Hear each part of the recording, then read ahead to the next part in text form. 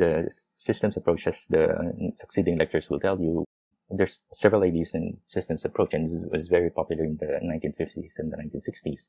And the idea and the reason why it's becoming popular in family medicine is very simple. The generalists are saying that we're also important. We also have a science, and they were just starting out. Family medicine got well established during the late 60s. So during that time, the general systems theory is fairly well established in almost all fields. Like in ecology, you have ecological systems, and the big system is composed of component parts, like the plants and the animals. And then the idea is the big system is much more than the sum of its parts. And you can imagine why the family med doctor like it, because they're trying to tell everyone our macro view, our comprehensive view, our holistic view is very important.